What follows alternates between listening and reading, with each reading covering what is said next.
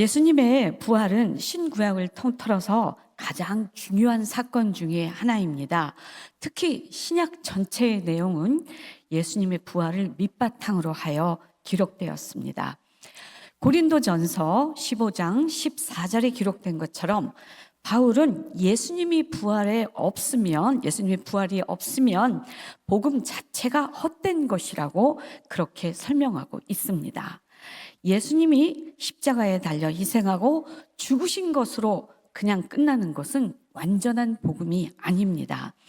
예수님의 십자가는 결코 패배가 아닙니다. 사실은 승리의 부활을 위한 것입니다. 예수님은 하나님의 아들이시지만 인간의 몸으로 이 세상에 오셨습니다. 그래서 우리와 같은 사람이 되셨습니다. 사람이 죽었다가 다시 살아나는 것을 바로 부활이라고 합니다.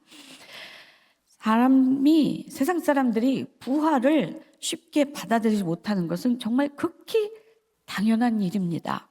이 세상에 죽었다가 다시 살아나는 사람은 인류 역사상 단 한 사람도 없었기 때문입니다. 인간의 상식이나 지혜로는 예수님의 부활을 도저히 이해할 수 없었기 때문입니다. 어떤 사람은 예수님이 잠시 기절했다가 3일 만에 다시 깨어났다고 그렇게 해석을 하기도 했습니다. 또 다른 사람은 예수님의 영혼이 평생 육체에 갇혀 있다가 십자가의 죽음 후에 해방된 거다라고 말하기도 하였습니다. 이렇게 사람들은 저마다 예수님의 부활에 대하여 이렇게 저렇게 터무니없는 해석을 늘어놓으면서 예수님의 부활을 어떻게든지 자기 방식대로 해결하라고 하였습니다. 우리가 어떤 것을 사실이라고 증명하는 방법은 여러 가지가 있습니다. 그것이 자연과학적인 내용이라면 가설을 세우고 실험을 세우고 그 결과를 확인하는 방법입니다. 반면 그것이 역사적인 내용이라면 그것을 현장에서 목격한 목격자, 즉 증인들을 내세워서 그 사실을 증명합니다. 고린도전서 지금 화면에 나오는 것처럼 고린도전서 15장 4절과 8절에서 보면은 바울은 예수님의 부활을 목격한 증인들을 내세우고 있습니다. 바울이 언급한 거기까지가 아닙니다. 그 전에 거 그냥 보여주십시오. 바울이 언급한 예수님의 부활의 증인은 게바, 즉 베드로를 비롯한 12제자 그리고 500명의 사람들, 야고보 그리고 바울 자신이라고 바울은 말하고 있습니다. 바울은 기독교인을 체포하기 위하여 체포영장을 가지고 다메섹으로 가던 중에 빛이신 부활하신 예수님을 극적으로 만났습니다. 그리고 완전히 변하였습니다. 그 후에 바울은 목숨을 걸고 평생 예수님의 십자가의 복음을 전하고 살았습니다. 또 이 외에도 누가복음 24장에는 엠마오로 가던 두 제자 이야기가 나와 있습니다. 예수님이 십자가에서 비참하게 돌아가신 후에 이 두 제자는 글로바와 또 다른 제자로 나와 있습니다. 모든 것이 다 끝났다고 낙심하고 절망하여 자기 고향인 엠마오로 돌아가고 있었습니다. 그때 그 두 제자한테 그 낙심하여 돌아가던 그 두 제자한테 부활하신 예수님이 나타나고 말씀을 풀어서 해석을 해주셨습니다. 그리고 그 두 제자는 완전히 변하였습니다. 더 이상 낙심하지 않고 가던 길을 돌이켜서 예루살렘으로 돌아갔습니다. 성경에는 이 두 사람에 대해서 더 이상 기록되어 있지 않습니다. 그래도 우리는 짐작할 수가 있습니다. 이 두 제자는 부활하신 예수님의 증인으로서 직접 만났기 때문에 증인으로서 복음을 전파하면서 평생 살아갔을 것입니다. 그런데요, 성도 여러분, 예수님의 부활을 목격한 사람이 지금까지 언급된 사람들 외에 또 있습니다. 바로 더 세 여인들입니다. 예수님께서 금요일 제3시, 즉 오전 9시에 십자가에 달리셨습니다. 그리고 약 6시간을 십자가에서 고통받으시다가 제9시, 즉 오후 3시쯤에 숨을 거두셨습니다. 예수님은 총 6시간 십자가에 달리신 것으로 추정을 하고 있습니다. 그리고 안식 후 첫날 새벽 3일 후에 저 그림 나와 있는 것처럼 세 여인들은 예수님의 무덤에 갔습니다. 예수님의 시신을 수습해서 장례라도 잘 치러야겠다는 그 마음으로 갔습니다. 이 세 명의 여인들이 예수님 무덤을 찾아간 것은 당시 상황을 고려해 보면은 정말 목숨을 걸 정도로의 참 위험한 도전이었습니다. 예수님이 참혹하게 십자가에 돌아가신 지 겨우 3일밖에 지나지 않았습니다. 3일 전에 성난 폭도들이, 성난 군중들이 예수를 십자가에 못 박으시오 하면서 외쳤던 그 폭도의 그 군중들의 노여움이 아직 채 가시지 않았던 상황이었습니다. 그리고 유대교 제사장들은 이번 기회에 예수 믿는 사람들을 다 발본색원해서 다 박멸하기로 작정을 한 그런 상태였습니다. 그래서 베드로를 비롯한 12 제자들이 그래서 꽁꽁 다 숨었습니다. 자칫 잘못해요 잡히면은 예수님처럼 끔찍하게 십자가에 처형을 당할 수 있기 때문이었습니다. 또 로마 군인들도 예수님의 시체를 지키려고 눈을 부릅뜨고 있었습니다. 예수님 무덤에 섣부르게 가까이 갔다가 로마 군인들에게 잡히면은 정말 큰일이 일어날 수 있는 위험한 상황이었습니다. 그런데요, 이런 위험한 상황에서도 이 세 명의 여인들은 예수님의 무덤에 갔습니다. 여인들은 그토록 좋아하고 존경하던 예수님이 십자가에 이렇게 참혹하게 돌아가신 것이 너무나 가슴이 아팠습니다. 그러나 자신들의 힘으로는 어쩔 수가 없었습니다. 그래도 예수님의 장례라도 잘 치러야겠다는 그 마음으로 예수님의 시신을 수습하러 갔습니다. 주위에 이런 위험한 상황은 이 세 명의 여인들에게는 별로 문제가 되지 않았습니다. 그런데요, 성도 여러분, 예수님의 무덤에 간 세 명의 여인은 각 복음서마다 각각 다르게 기록되어 있습니다. 마태복음 28장에는 막달라 마리아와 다른 마리아라고 기록되어 있습니다. 마가복음 16장에는 막달라 마리아, 야고보의 어머니 마리아, 살로메 이렇게 기록되어 있습니다. 또 누가복음에는 막달라 마리아, 요한나, 야고보의 어머니 마리아, 다른 여인들 이렇게 나와 있고요. 요한복음에는 막달라 마리아라고 나와 있습니다. 이렇게 예수님의 무덤을 찾아간 세 명의 여인들의 조합이 복음서마다 각각 다릅니다. 그래서 성경학자들은 그냥 세 명의 여인들 이렇게 부르고 있습니다. 이렇게 사복음서에 기록된 여인들의 조합에 모두 공통으로 들어간 한 여인이 있습니다. 바로 막달라 마리아입니다. 오늘은 이 막달라 마리아에 대해서 같이 은혜를 나누고자 합니다. 마리아는 당시에 정말 흔한 이름이었습니다. 히브리어는 미리암이라고 부릅니다. 이 미리암을 헬라어, 즉 그리스 말로 부르면 마리아가 됩니다. 당시에는 마리아라는 이름이 너무 많았습니다. 동명이인이 많아서요, 그 앞에 출신 지역을 불러서 붙였습니다. 그래서 막달라 마리아는 막달라 출신의 마리아 이런 뜻이 됩니다. 막달라 마리아는 마가복음 16장 9절에 기록된 것처럼 7 귀신에 시달리던 그런 여인이었습니다. 귀신이 한 명이 들어도, 하나가 들어도 정신이 없는데 7 귀신이 들렸습니다. 막달라 마리아는 그래서 제대로 삶을 살아갈 수가 없었을 것입니다. 그리고 정말 미쳐서 날뛰었을 것입니다. 그래서 사람들에게 인간 대접도 제대로 받지 못했을 것입니다. 더구나 젊은 여인이었으니 각종 범죄의 대상이 쉽게 되었을 것입니다. 막달라 마리아가 얼마나 인간답지 못하게 비참한 삶을 살아왔는지 우리는 충분히 짐작해 볼 수 있습니다. 이렇게 비참하게 살아가던 막달라 마리아를 예수님 가엾게 보셨습니다. 그리고 예수님은 긍휼한 마음으로 그 마리아를 고쳐주셨습니다. 마리아 안에 있던 그 흉악한 7 귀신을 예수님이 다 내쫓아 주셨습니다. 그리고 나니 마리아는 비로소 제정신이 들었습니다. 이제는 맑은 정신으로 살아갈 수 있었습니다. 그리고 예수님은 마리아를 인격적으로 대해 주시고 진정으로 사랑해 주셨습니다.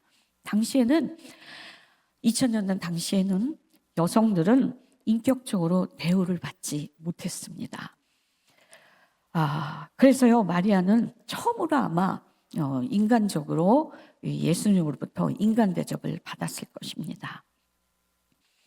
그리고 예수님으로부터 마리아는 진정한 사랑을 태어나서 처음으로 받아봤을 것입니다. 예수님이 마리아를 7 귀신에 시달렸던 그 지옥 같은 삶에서 해방시켜 주셨습니다. 이렇게 좋은 예수님이 어쩌다 보니 이스라엘 군중들의 미움을 받아서 십자가에 달리셨습니다. 이런 흉흉한 상황이다 보니 예수님을 따라다니던 3년 동안이나 따라다니면서 동고동락하던 베드로를 비롯한 12 제자들도 다 무서워 숨었습니다. 자신들도 예수님처럼 체포되어서 참혹하게 십자가에 달릴까 봐 어디로 다 꽁꽁 숨어버렸습니다. 그러나 마리아와 여인들은 예수님의 십자가 형장에 나타나 다 지켜보았습니다. 자신들도 성난 군중들한테 붙잡혀서 얼마든지 위험할 수 있는 상황이었습니다. 그래도 그 현장에 도저히 예수님만 남겨놓을 수 없는 상황이었습니다. 예수님이 십자가에서 고통스럽게 숨을 거두시는 모습도 다 지켜보았습니다. 그저 지켜볼 뿐이었습니다. 자신들의 힘으로는 어쩔 도리가 없었습니다. 마리아의 마음은 정말 찌르릴 정도로 가슴 아팠고 또 가슴 아팠을 것입니다. 3일이 지난 후 안식 후 새벽 첫날 새벽에 마리아는 예수님의 시신이라도 잘 수습해드렸다는 생각으로 예수님의 무덤에 갔습니다. 아까 말씀드렸다시피 예수님의 무덤에 찾아가는 것은 그 당시 상으로서는 목숨이 위태로울 정도의 위험한 일이었습니다. 그래도 마리아는 아무것도 두려워하지 않았습니다. 그저 마리아는 온통 예수님 생각뿐이었습니다. 자신을 처음으로 사람 대접해주고 진정하게 사랑을 해주신 예수님의 시신을 그래도 그거라도 시신이라도 잘 수습해드려야겠다 하는 그 마음뿐이었습니다. 그런데요, 가보니 예수님의 무덤이 활짝 열려 있었습니다. 예수님이 무덤 안에 더 이상 계시지 않았습니다.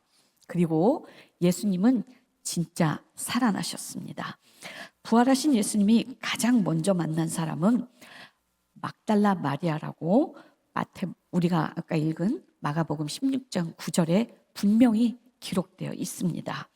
이렇게 막달라 마리아는 부활하신 예수님의 첫 증인이 되었습니다.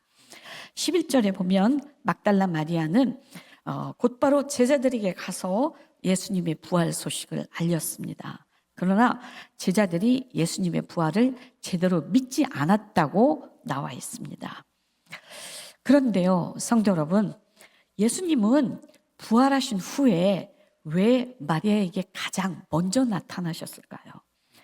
예수님의 부활을 세상에 가장 널리 효과적으로 전파하고자 한다면 부활하신 예수님이 좀 더 영향력 있는 사람들 앞에 나타나셨더라면 훨씬 좋았을 것입니다. 예를 들어 로마 황제, 빌라도 총독, 이런 사람들에게 부활하신 예수님이 나타나셨더라면 그 파급력이 훨씬 컸을 것입니다. 그런데 예수님은 그러시지 않았습니다. 또한 부활하신 예수님이 만일 유대교 제사장들에게 나타났더라면 그 효과가 정말 좋았을 것입니다. 만일 부활하신 예수님이 유대교 제사장들에게 나타나셨더라면 유대교인들 모두가 한 쾌에 개종하여 기독교인이 되었을 수도 있습니다. 그런데 예수님은 그러시지 않으셨습니다. 또 부활하신 예수님은 믿음의 순서대로 보면 수제자인 베드로에게 먼저 나타나셔야 했습니다. 그런데 예수님은 그러시지 않았습니다. 예수님은 부활하신 후에 가장 힘없는 여성, 그것도 7 귀신이나 들렸던 막달라 마리아에게 가장 먼저 보이셨습니다.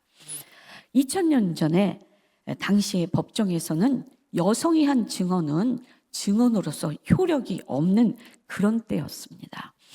더구나 막달라 마리아는 과거에 7 귀신이 들려서 정상이 아니었던 여성이었습니다. 막달라 마리아가 제정신이 든 것은 아마 최대 2년밖에 안 됐을 것입니다. 그래서 막달라 마리아가 예수님 부활했다는 소식을 제자들에게 알렸을 때 제자들이 좀 더 쉽게 믿지 못했을 수도 있습니다.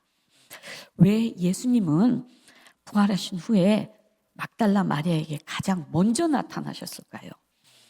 다른 특별한 이유 없습니다. 막달라 마리아가 예수님 무덤에 가장 먼저 갔기 때문입니다. 그 어떤 일이 있어도 예수님을 배반하지 않겠다고 큰 소리를 쳤던 베드로도 예수님처럼 자신도 베드로 십자가에 참혹하게 달릴까 봐 두려워서 숨었습니다. 다른 제자들도 마찬가지였습니다. 무서워서 다 꽁꽁 숨었습니다. 온 세상이 예수님을 등진 그런 상황이었습니다.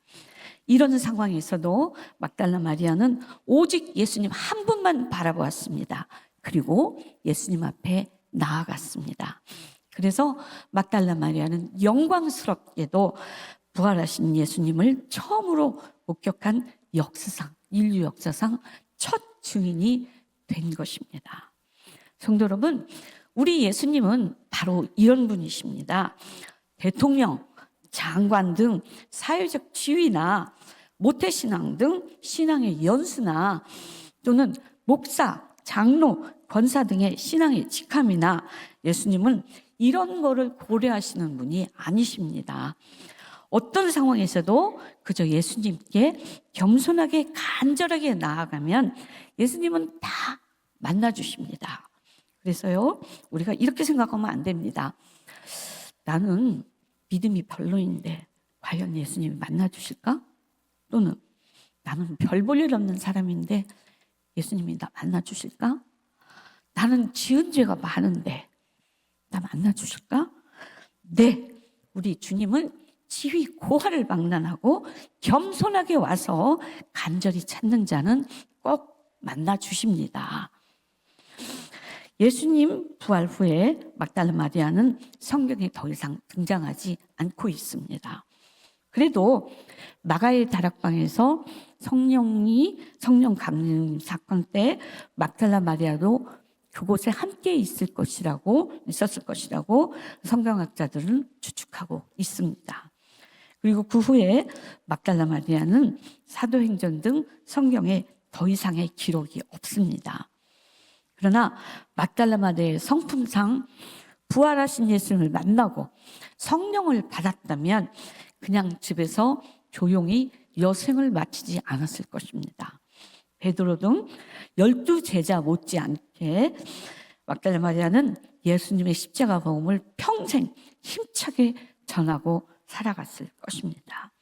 전승에 의하면 막달라 마리아는 프랑스 남부 지역에서 여생을 보낸 것으로 그렇게 추정됩니다. 그러나 이것은 어디까지나 추정일 뿐입니다. 성도 여러분, 부활하신 예수님을 만나면 막달라 마리아처럼 변합니다. 더 이상 환경에 눌리지 않고 담대하게 살아갑니다. 예수님 부활의 승리는 곧 나의 승리라고 여기면서 담대하게 뚫고 어려움을 뚫고 나갑니다. 예수님의 권세는 곧 나의 권세입니다. 그리고 예수님의 승리는 곧 나의 승리인 것입니다. 더 이상 악한 마귀 사탄에 쫄거나 놀지 않습니다.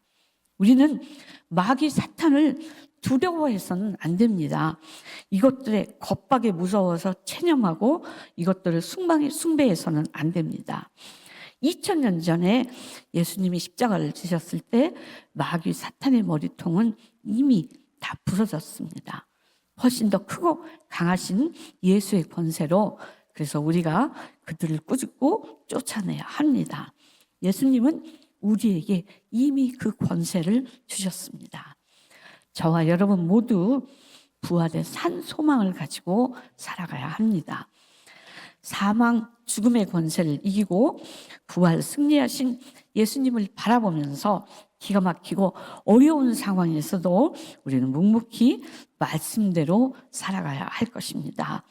그러면 주님께서 우리의 앞길을 빛으로 인도해 주실 것입니다. 그리고 무엇보다도 저와 여러분은 예수님 부활의 증인입니다. 주위 이들에게 예수님 부활을 전하는 증인으로서의 삶을 살아가야 할 것입니다. 오늘 여기 모이신 성도 여러분 모두 부활의 산 소망을 마음에 품고 기쁨과 승리의 복된 삶을 살아가시기를 축원합니다.